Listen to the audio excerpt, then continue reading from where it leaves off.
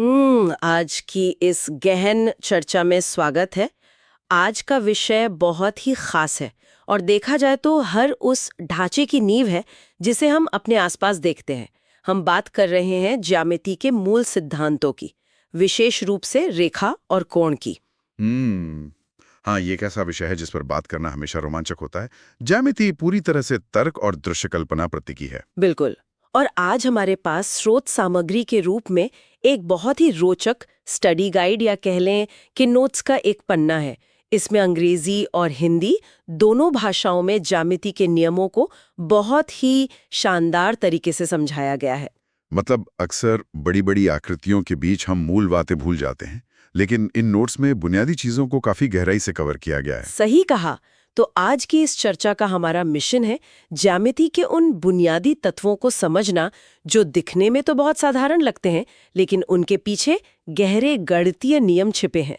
हम बिंदुओं और रेखाओं जैसी साधारण आकृतियों से शुरू करके कोणों के संबंधों को समझेंगे। और मुझे लगता है कि अगर बुनियाद स्पष्ट हो तो ज्यामिति का हर सवाल एक दिलचस्प पहेली बन जाता है। एकदम ठीक है। आइए इसे विस्तार से समझते हैं और देखते हैं कि ये नोट्स ज्यामिति की दुनिया के बारे में क्या नया नजरिया देते हैं। तो अगर बिल्कुल शुरुआत से बात की जाए तो इस स्टडी गाइड का पहला हिस्सा उन बुनियादी तत्वों के बारे में है जिनसे पूरी ज्यामिति का निर्माण होता है।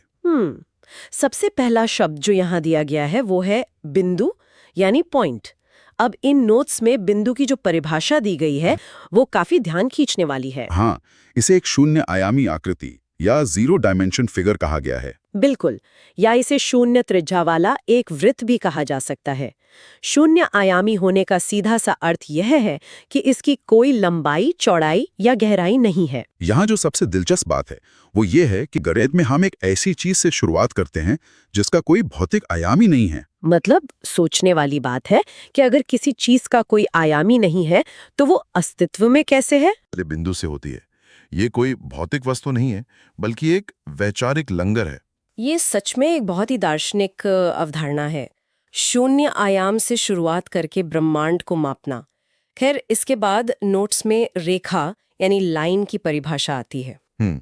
रेखा एक आयामी आकृति है, मतलब वन डायमेंशन फिगर। हाँ, स्रोत बताता है कि रेखा बिंदुओं का एक ऐसा समूह है जिसमें केवल लंबाई होती है और सबसे महत्वपूर्ण बात, इसका कोई अंत नहीं होता। ये अनंत तक जाती है। लेकिन क्योंकि ये अनंत है तो इसे कागज पर उकेरा कैसे जा सकता है? यहीं पर रेखाखंड यानी लाइन सेगमेंट की बात आती है। सही कहा। नोट्स में अंतर बहुत स्पष्ट किया गया है। रेखाखंड एक निश्चित लंबाई वाली रेखा होती है, जैसे बिंदु P से बिंदु Q तक। इसके दो निश्चित अंत बिंदु होते हैं। और इसके बाद एक और दिलचस्प रूप आता है जिसे किरण या रे कहते हैं। ये रेखा और रेखाखंड के बीच का एक रूप है। बिल्कुल, किरण एक दिशा वाली लंबाई की रेखा होती है, यानी यूनिडायरेक्शन लेंथ। ये एक बिंदु से शुरू तो होती है, जैसे बिंदु A से, लेकिन दूसरी दिशा, मान लीजिए B की ओर, बिना रुके आगे बढ़ती जाती है, जैसे लेजर लाइट। एकदम सही उदाहरण है। तो ये तो हो गए बुनियादी तत्व, लेकिन ज्यामिति असली रूप तब लेती है जब ये रेखाएं या किरणें आपस में टकराती हैं। हाँ, जब इन्हें मिलाया जाता है तो कोण या एंगल का जन्म होता है। नोट्स में कोण की परिभाषा दी गई है कि दो भुजाओं के बीच के झुकाव को कोण कहते हैं। जैसे स्रोत में दिया गया है कि अगर दो किरणें एक बिंदु से निकल रही हैं तो उनके झुकाव को कोण ABC कहा जा सकता है, जिसे अक्सर थीटा से दर्शाया जाता है। और यहीं से कोणों के आपसी संबंधों की शुरुआत होती है। स्रोत में पूरक कोण यानी कॉम्प्लीमेंट्री एंगल की चर्चा है, जिसका नियम यह है कि यदि दो कोणों का योग 90 डिग्री हो तो वे एक दूसरे के पूरक होते हैं, यानी अल्फा प्लस बीटा बराबर 90 डिग्री। बिल्कुल। और इसकी तुरंत बाद संपूरक कोण यानी सप्लीमेंट्री एंगल को समझाया गया है, जहां दो कोणों का योग 180 डिग्री होता है, अल्फा प्लस बीटा बराबर 180 डिग्री। यहाँ बात वाकई बहुत दिलचस्प हो जाती है। स्रोत में दी गई सबसे महत्वपूर्ण बात को रेखांकित किया गया है, जो गणनाओं के लिए एक बड़ा आहा मोमेंट है। कौन सी बात? ये कि किसी कोण का संपूरक कोण उसके पूरक कोण से हमेशा 90 डिग्री अधिक होता है। अरे हाँ, ये एक बेहतरीन पैटर्न है जो गणनाओं को कितना आसान बना देता है। चलिए दोनों मिलकर स्रोत में दी गई तालिका के उदाहरणों को समझते हैं। पहला उदाहरण है 43 डिग्री का कोण। ठीक है, अगर कोण 43 डिग्री है तो उसका पूरक कोण होगा 90 माइनस 43 यानी 47 डिग्री। और संपूरक निकालने के लिए 180 में से घटाने की जरूरत नहीं है, बस उस 47 में 90 जोड़ दीजिए, जो हो जाएगा 137 डिग्री। सच में ये मानसिक गणना को बहुत तेज कर देता है। दिया गया है। कोण थीटा के लिए पूरक है 90 डिग्री माइनस थीटा और संपूरक है 180 डिग्री माइनस थीटा। यह साबित करता है कि ज्यामिति में सब कुछ एक तार्किक व्यवस्था से जुड़ा है। अब इस चर्चा के अगले हिस्से की तरफ बढ़ते हैं, जो कि है समानांतर रेखाएं और तिर्यक रेखा का खेल, यानी पैरेलल लाइंस और ट्रांसवर्सल्स। हाँ, सबसे पहले तिर्यक रेखा को परिभाषित करते हैं। वो रेखा जो दो या दो से अधिक रेखाओं को अलग-अलग बिंदुओं पर काटती या स्पर्श करती है। और समानांतर रेखाएं वो हैं जो एक दूसरे को कभी नहीं काटती हैं, L पैरेलल टू M।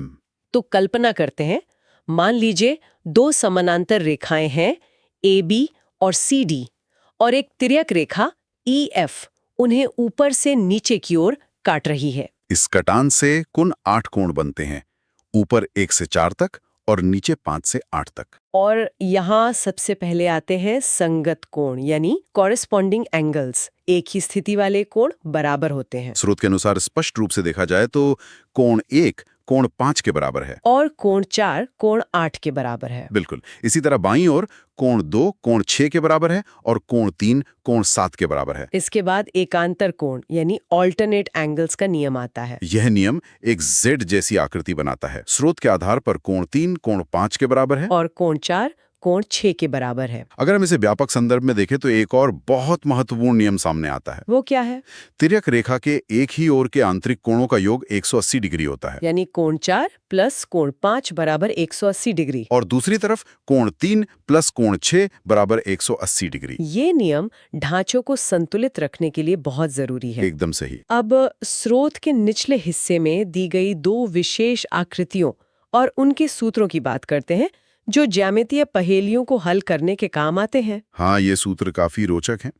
पहला सूत्र एक V जैसी आकृति से जुड़ा है। अगर A, B समानांतर है CD के और बीच में एक V जैसी आकृति बनती है तो वहां बनने वाले बाहरी कोणों का योग हमेशा 360 डिग्री होता है, यानी alpha plus beta plus gamma बराबर 360 डिग्री। और दूसरा सूत्र एक जिगजैग आकृति का है। इसमें दाईं ओर के कोणों का योग बाईं ओर के कोण के बराबर होता है, जिसका सूत्र है B बराबर A plus C plus X। ये सूत्र कैसे जटिल ज्यामितीय पहेलियों को चुटकियों में हल करने में मदद करते हैं। बिल्कुल, ये साबित करते हैं कि ज्यामिति में कुछ भी बेतरतीब नहीं है, सब कुछ एक तार्किक व्यवस्था का हिस्सा है। तो इस सब का निष्कर्ष क्या है? आज के इस चर्चा में हमने देखा कि ज्यामिति सिर्फ रटने का विषय नहीं है। बिल्कुल नहीं। यह शून्य आयामी बिंदु से शुरू होकर ब्रह्मांड के सबसे जटिल कोणों और समानांतर रेखाओं के पैटर्न को समझने की कला है। और मुझे लगता है कि 90 डिग्री और 180 डिग्री के ये छोटे छोटे नियम ही बड़ी समस्याओं को हल करने की चाबी हैं। एकदम सही कहा। अब चर्चा का अंत एक गहरे सवाल के साथ करते हैं जिसे स्रोत से प्रेरित होकर सोचा जा सकता है। हाँ, बताइए। स्रोत की शुरुआत में कहा गया था कि बिंदु एक शून्य आयामी आकृति है जिसका कोई आकार नहीं, कोई लंबाई चौड़ाई नहीं। उसी शून्य से 360 डिग्री के विशाल कोण और ब्रह्मांड को मापने वाले सूत्र बनते हैं। ये तो है। क्या ये संभव है कि जो भौतिक रूप से अस्तित्व में ही नहीं है, जैसे एक बिंदु, उसी के आधार पर हमारे पूरे ब्रह्मांड का भौतिक ढांचा टिका हुआ है? ये सच में बहुत ही विचारोत्तेजक है। इसी रहस्यमयी और विचारोत्तेजक नोट पर आज की चर्चा को समाप्त करते हैं ताकि आगे और जानने की उत्सुकता बनी रहे।